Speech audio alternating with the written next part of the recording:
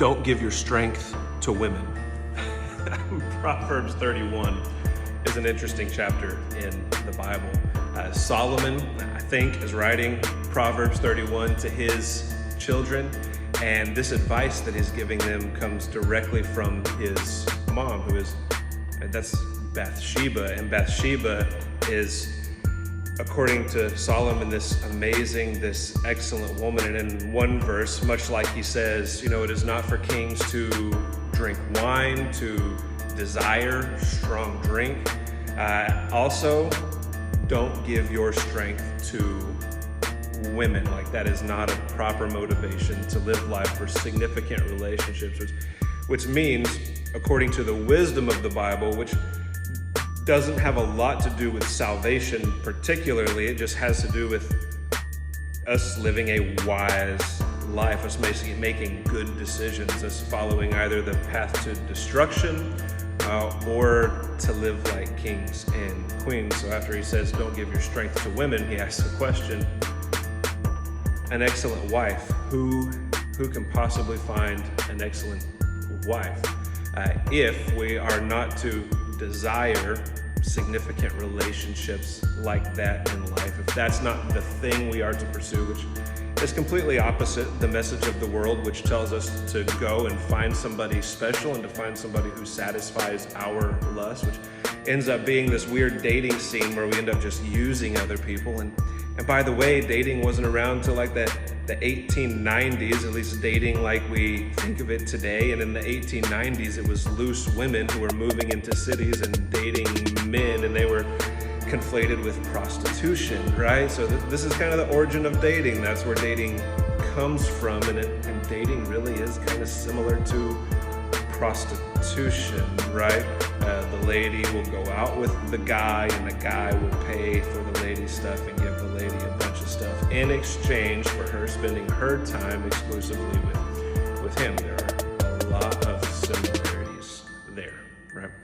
Solomon says, that's not the way to live. That's not a wise way to live. That's not a good way to live. That is the path to destruction. It is really, because of what it is, me fulfilling and satisfying my own desires, using someone else to do that. It's a relationship that's destined for failure from the very start. This is why few dating relationships work out in the long run, and many of them, a vast majority of them, fail because it's an unwise way to live. It's a bad decision to make. It's a bad way to do things. So he asks the question, who can even find an excellent wife?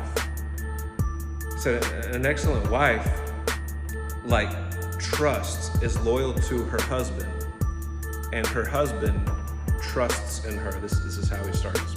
And so instead of building a relationship based on attraction and romance, which is why most people date and then get married today, instead of doing that, instead of starting there, he starts with loyalty and trust. He starts with the very character of the people getting into a relationship in the first place. Now, loyalty and trust are not built on attraction and romance. Loyalty and trust are built in friendships. So the wisdom we receive from the Bible really is, and it turns out to be the best way to live anyway, is be friends with people. Work on being a great friend. Get to where you trust someone, where someone is loyal to you and you're loyal to them as well, where you know their innermost person, where you're not putting on a mask and going on a first date and then it's a bait and switch later on. Like, this is not a good way to live. Instead, become friends, build trust and loyalty, and then think about a marriage relationship, and then put romance in there.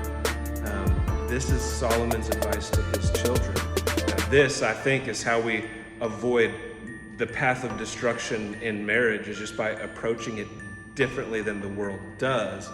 And this is how we actually live good lives, how we live with meaning in the world, how we live like kings and queens, and we live in a society where we get to make that decision. We have the freedom to reject dating like the world does and focus on being good friends first.